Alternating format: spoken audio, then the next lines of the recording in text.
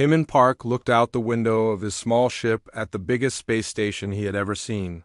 The Galactic Council's home base was like a metal city floating in space. It had tall towers that reached up like fingers and bright lights that made it glow against the dark stars. "First time seeing something like this?" asked Dr. Hannah Kim from the seat next to him. She was Earth's best expert on alien life forms. Her dark eyes were wide as she stared at the massive station. "Yeah," Himon said quietly. "Hard to believe we're really here." 3 months ago, Himon had been a simple diplomat working in Seoul. Now he was humanity's first ambassador to the galaxy. The change happened so fast it still felt like a dream. Behind them, Captain Woojin Lee checked his uniform one more time. He was there to watch and learn about alien military power. The Earth Defense Force wanted to know what humanity might face out here among the stars. "Look at those ships," Woojin said, pointing to the huge vessels moving around the station. "Some of them are bigger than our entire fleet." Their pilot, a nervous young man named Taiho, guided their ship toward a docking bay. Red lights showed them where to land. As they got closer, they could see alien workers moving around on the landing platforms. Some walked on 2 legs like humans. Others floated in the air or crawled on many legs. "Remember," Himon said to his team, "we're here to make friends. Earth needs allies out here." The truth was more complicated than that. 50 years ago, an alien ship had crashed on Earth. The technology inside had changed everything. Human scientists had learned how to travel faster than light. They had built better computers and stronger materials. Now Earth was ready to join the galactic community, or so they hoped. The docking process took 20 minutes. When it was done, alien workers attached a breathing tube to their ship.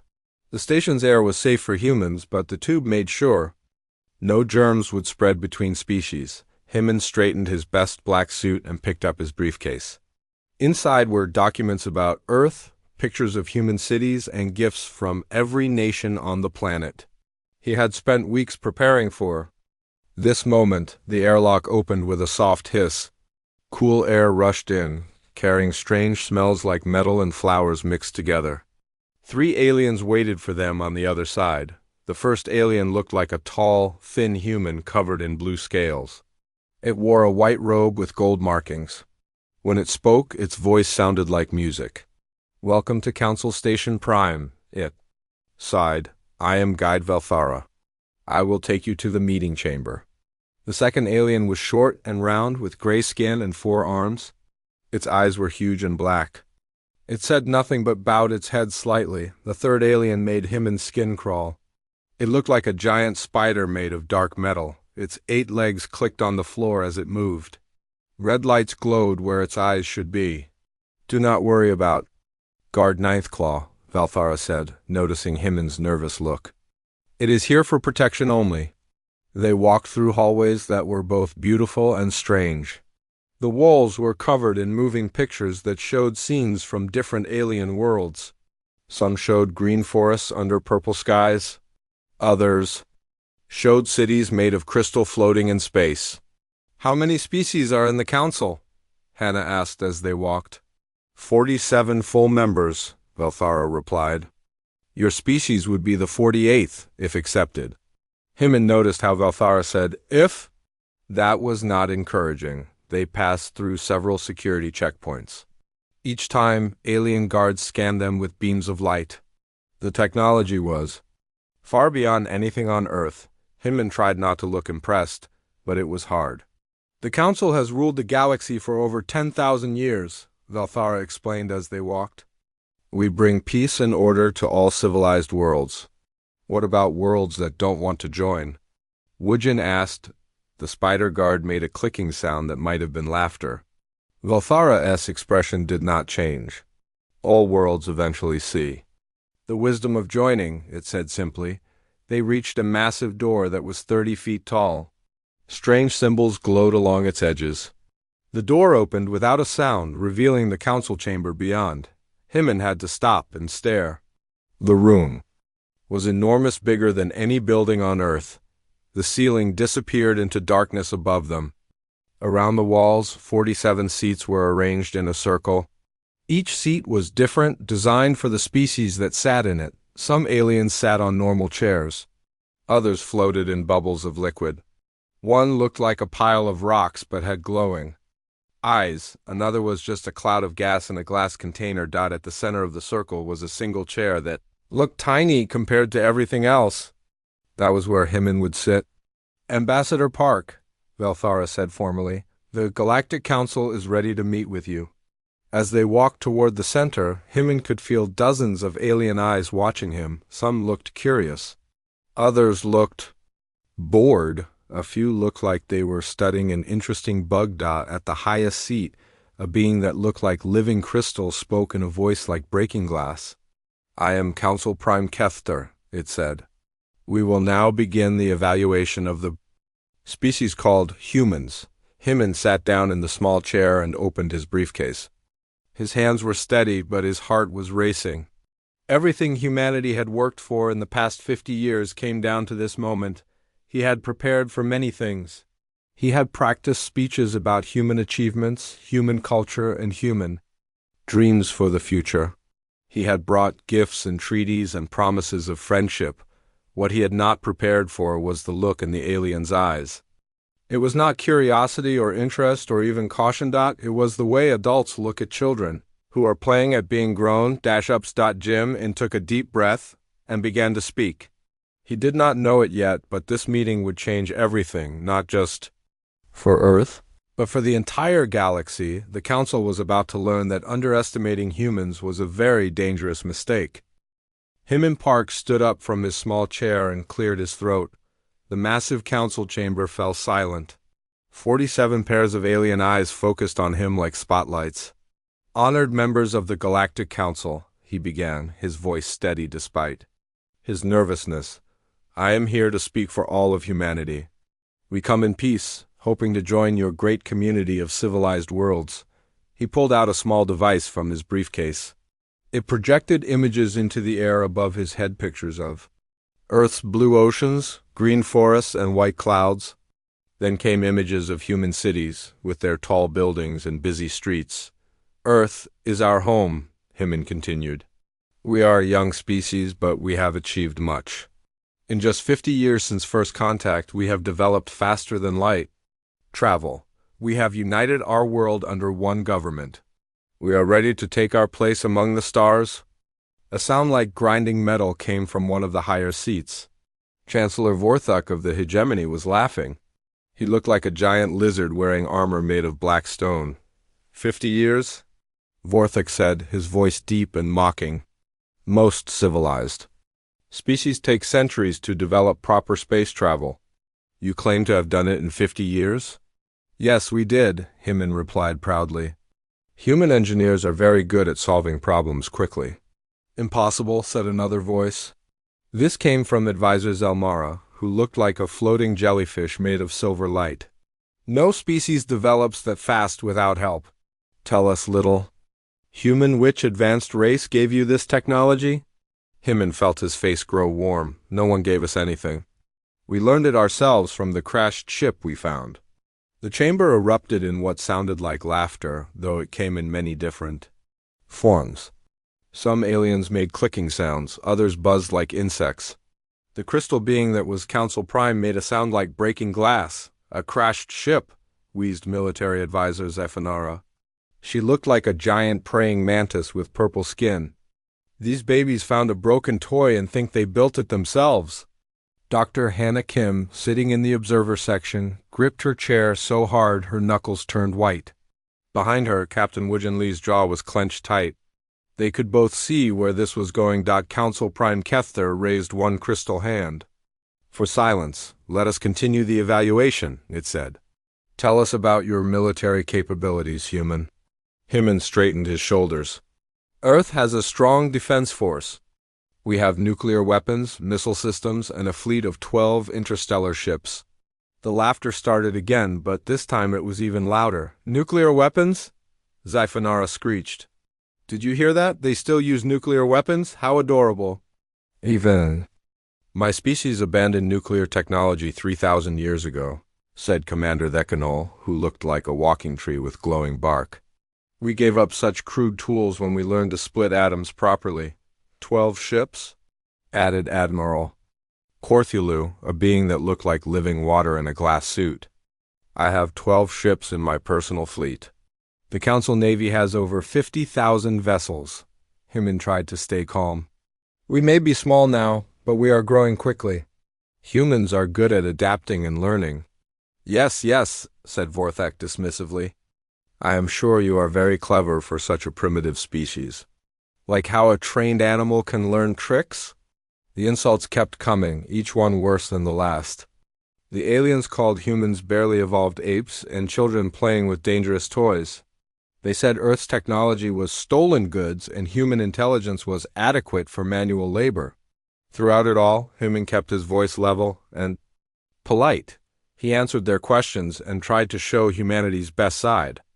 But inside, his anger was growing like a fire. The worst moment came when Counselor Athandra spoke up. She was a beautiful being that looked like a woman made of living starlight.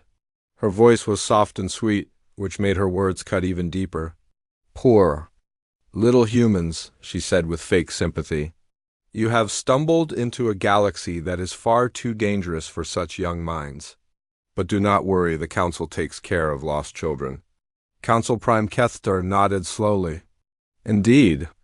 After careful consideration, we hereby classify humanity as a Tier 9 developing species.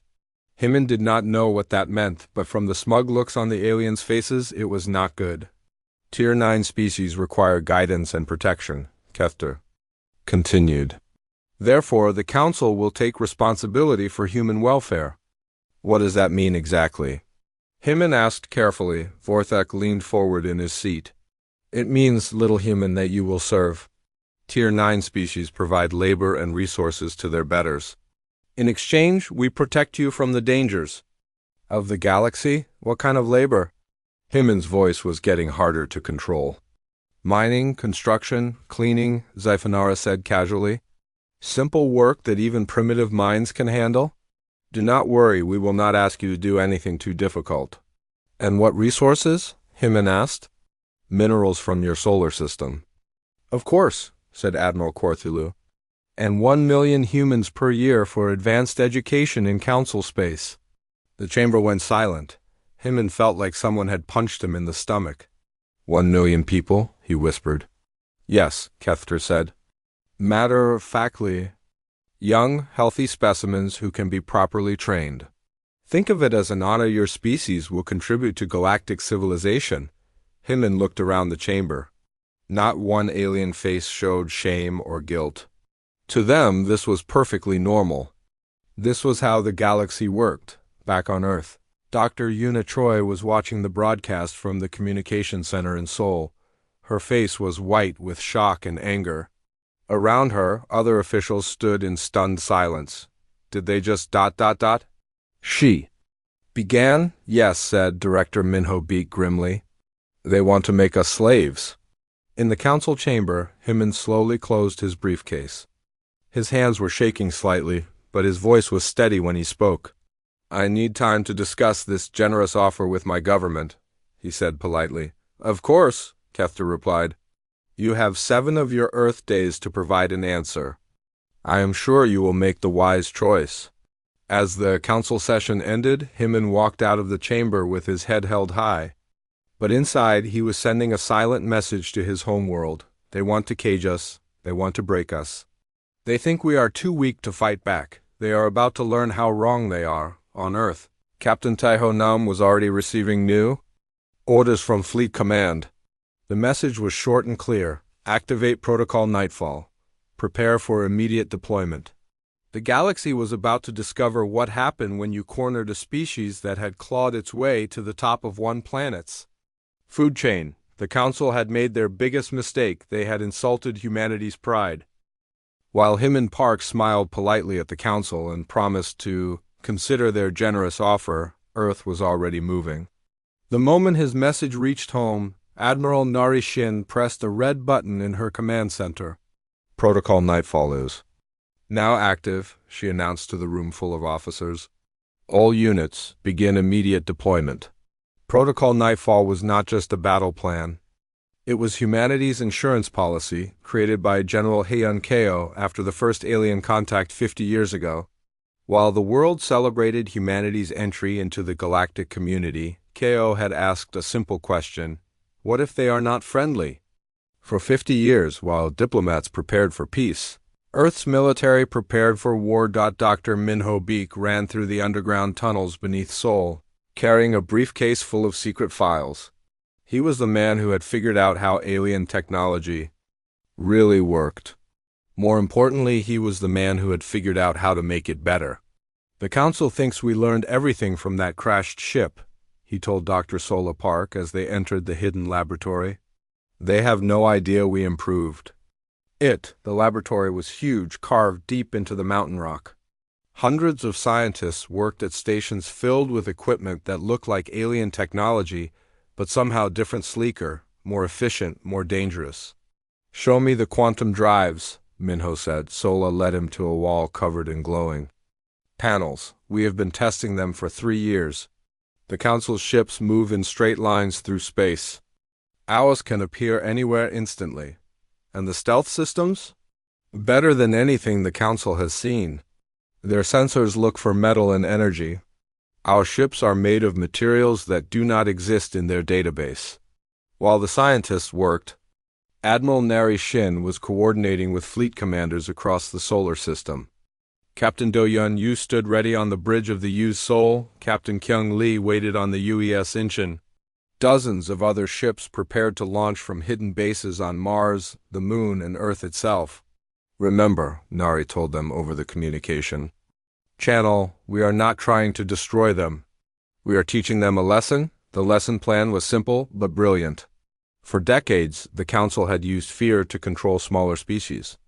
They would send massive fleets to intimidate anyone who did not obey. The sight of thousands of alien warships was usually enough to make any world surrender, but humans had studied those tactics carefully. They knew the Council's ships were powerful but predictable. They followed the same patterns, used the same formations, and relied on the same technologies they had used for thousands of years. The Council had grown comfortable. They had forgotten that survival sometimes required new ideas. Dr. Yuna Choi worked frantically in the communication center, coordinating with spy networks across Council space. For 50 years, human agents had been quietly gathering information about alien technology, military bases, and political weaknesses. The Council patrol fleets are already moving toward Earth, she reported to Admiral Nari. 3 fleets, 207 ships total. Expected arrival time? 18 hours. Nari smiled grimly. Perfect. That gives us time to set up the welcome party. Across the solar system, human ships began to move. But they did not move like any fleet the galaxy had ever seen. Instead of forming up in traditional battle formations, they scattered like seeds in the wind. Some ships hid behind asteroids that had been secretly hollowed out and turned into weapons platforms. Others used new stealth technology to disappear completely from all known sensors. A few bold captains actually hid their ships inside gas giant atmospheres, using specially designed shields to survive the crushing pressure, but the most surprising ships were the ones that seemed to disappear entirely. These were equipped with Dr. Mia Yoon's latest invention, true invisibility drives that bent space around the ships, making them impossible to detect or target. As the Council fleets approached Earth, Admiral Nari received one final report from her intelligence network. The Council is confident this will be easy, Yuna told her. They expect us to surrender as soon as we see their ships? Good, Nari replied. Overconfidence is a weakness we can use. The trap was set. Earth waited silently. As the Council fleets approached, completely unaware that they were flying into the most sophisticated ambush in galactic history, Admiral Krothsel of the Council Defense Force felt very pleased with himself as his fleet approached the Sol system. 3 powerful fleets under his command, the pride of Council military might. Any civilized species would surrender immediately upon seeing such force. Sir, his communications officer reported, we are receiving a transmission from the human homeworld. Put it on screen, Krasil commanded. He was curious to hear how quickly the humans would beg for mercy. Instead, a calm human voice filled the bridge. This is Captain Do-Yun Yu of the Earth Defense Force. You are entering human space without permission. Please turn around and leave immediately. Krasil laughed, a sound like grinding stone. Around him, his officers joined in the laughter. Through the view screen, they could see a single small human ship facing their massive fleet. Little human, Krasil said mockingly, you are outnumbered 200 to 1. Surrender now, and we will be merciful. I am afraid I cannot do that, Captain Yu replied politely. You see, you are not actually outnumbered. What are you talking about? We see only one ship. Look again. Suddenly, Krasil's sensors went crazy. The single human ship was breaking apart. No, not breaking apart. It was revealing its true nature. What had looked like one small vessel was actually 50 separate ships flying so close together they appeared as one, but that was just the beginning. All around the Council fleet, space itself seemed to come alive. Ships appeared from nowhere behind them, beside them, above and below them. Human vessels emerged from asteroid fields, from empty space, and from hiding places that should have been impossible. How many ships do they have? Krasil's tactical officer stammered. Sensors show. I do not know, sir. They keep appearing. The truth was, humanity had built over 300 warships in secret over the past 50 years. They had been hidden across the solar system, waiting for exactly this moment, but numbers were not the real surprise. Sir, the weapons officer shouted, the human ships are moving in patterns we have never seen. The human vessels were not following normal space combat tactics. Instead of forming battle lines or fighting formations, they moved like schools of fish or flocks of birds. They seemed to dance around the larger council ships, always staying just out of range of return fire. Impossible, Krasil muttered. Ships cannot move like that. But they could, because human engineers had solved a problem the council thought was impossible. They had learned to make tiny jumps through folded space, not the big jumps used for traveling between star systems, but small hops that let them appear and disappear in battle. One moment a human ship would be firing at a council vessel's left side. The next moment it would be attacking from the right. The council's targeting computers could not keep up. Sir, the communications officer said nervously, we are losing ships. Losing them? The humans are destroying our vessels? No, sir, they are disabling them.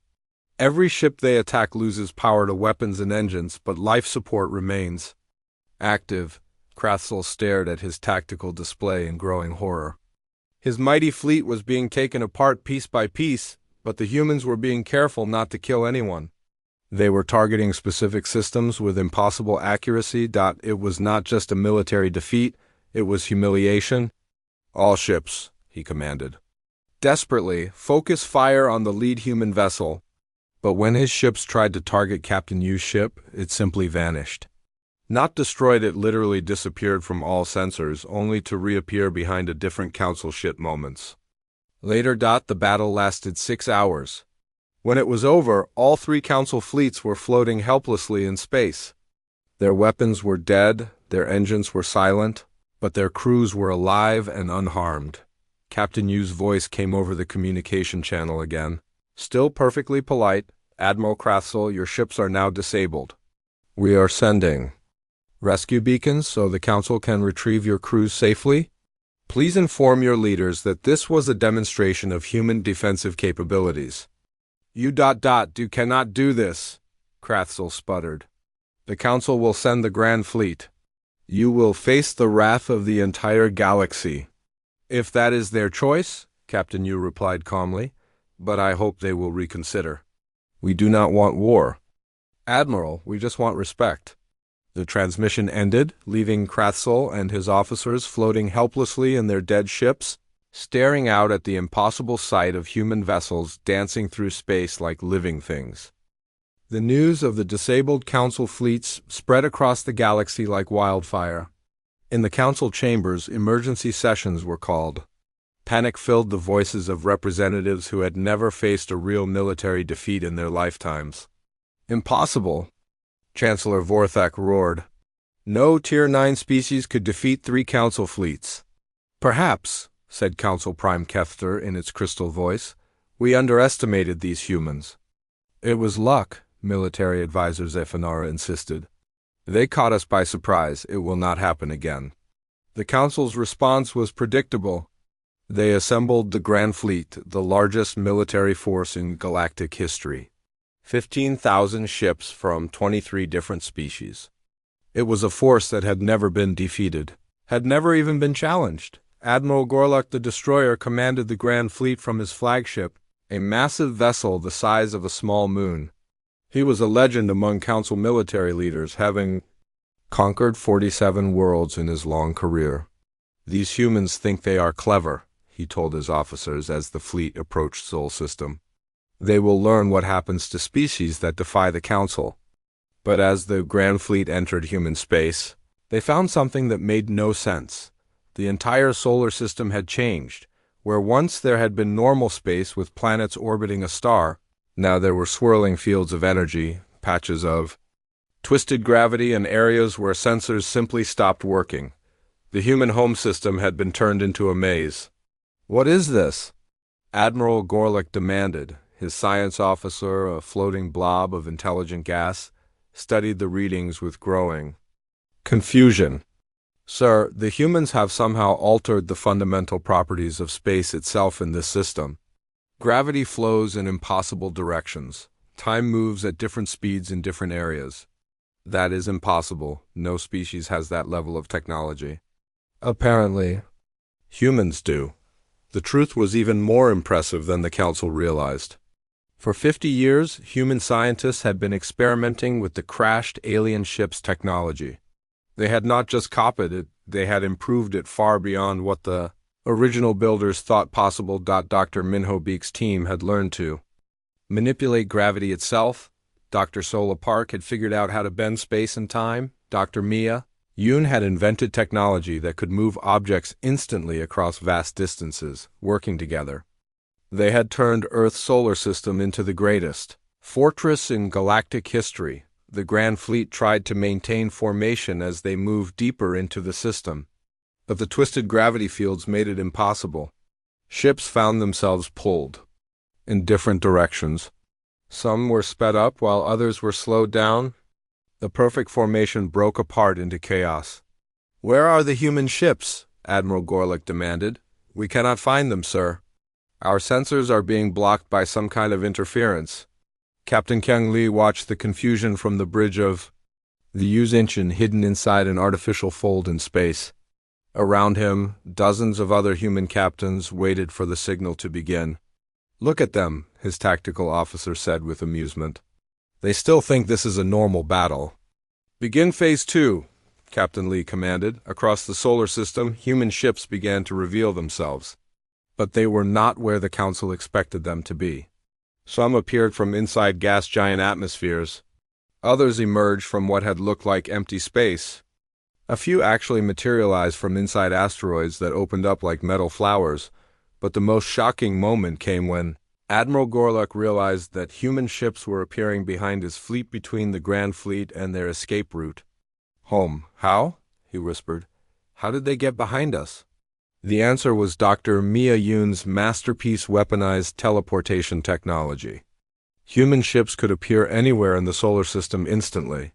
Distance meant nothing to them. The battle that followed was unlike anything in galactic history.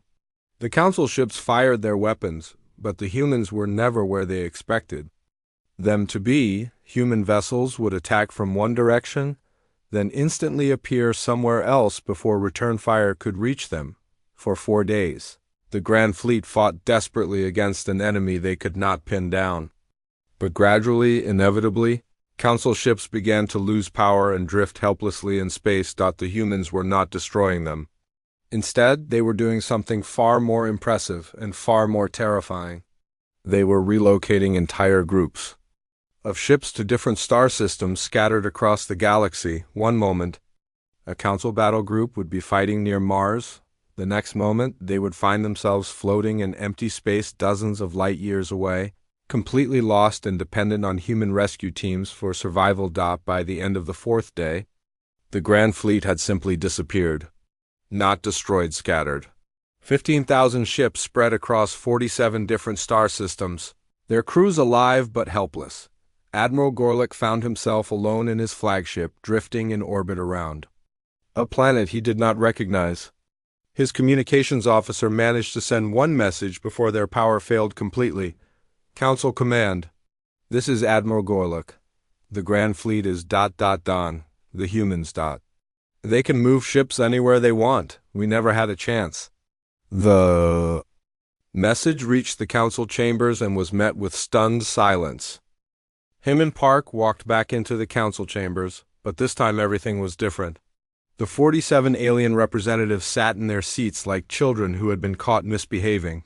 The arrogance was gone. The mockery was gone. In their place was something the council had not felt in thousands of years: fear. Council Prime Kethter's crystal form seemed dimmer than before. Ambassador Park, it said quietly, we ...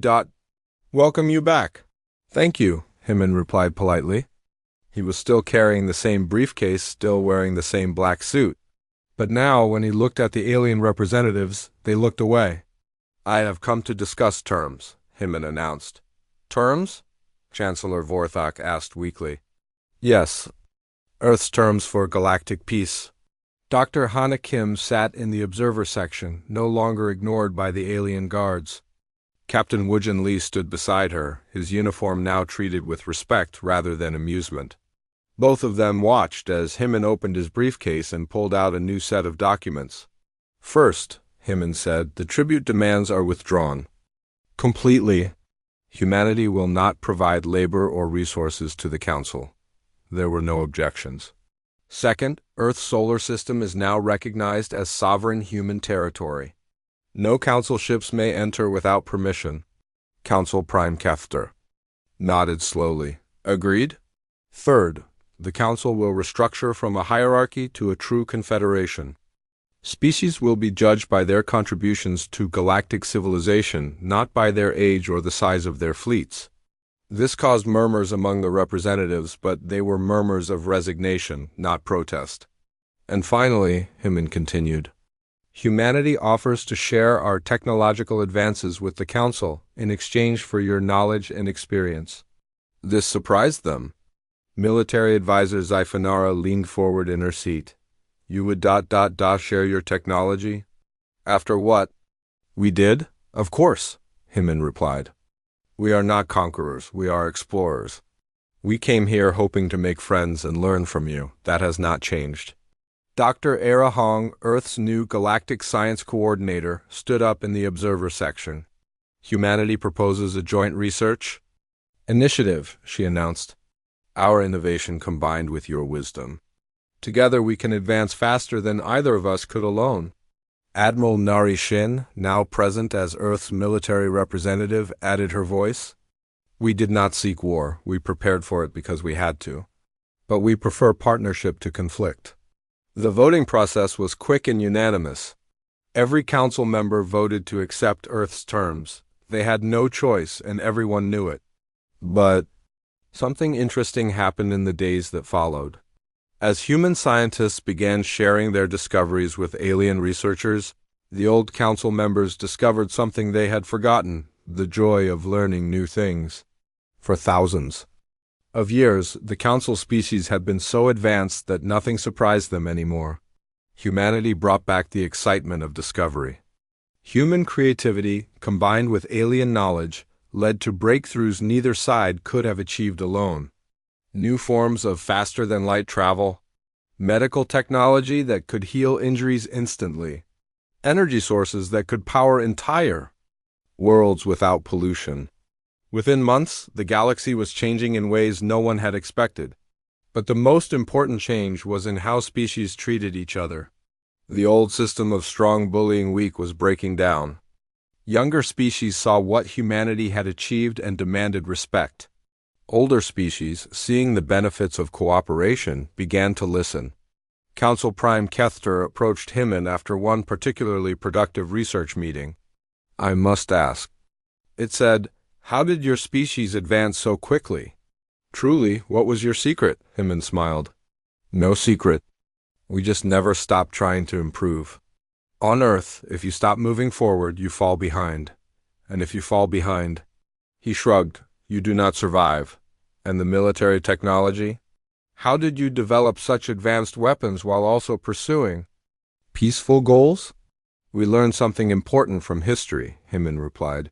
Peace is only possible between equals. If one side is much stronger than the other, there can be no real peace-only submission. Kester was quiet for a long moment. We forgot that lesson. We became so comfortable in our power that we stopped growing. We stopped learning. It is not too late to start again, Hyman offered.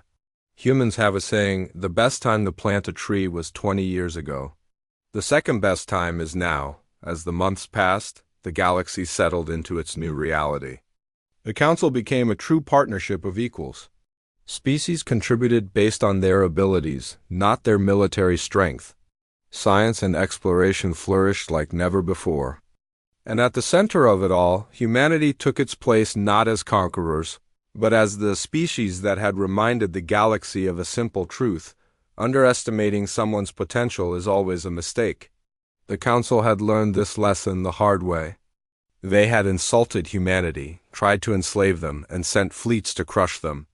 In response, Earth had set them ablaze not with fire and violence, but with the burning light of human ingenuity, determination, and the unbreakable spirit that had carried humanity from caves to stars. The galaxy was better for it. The end.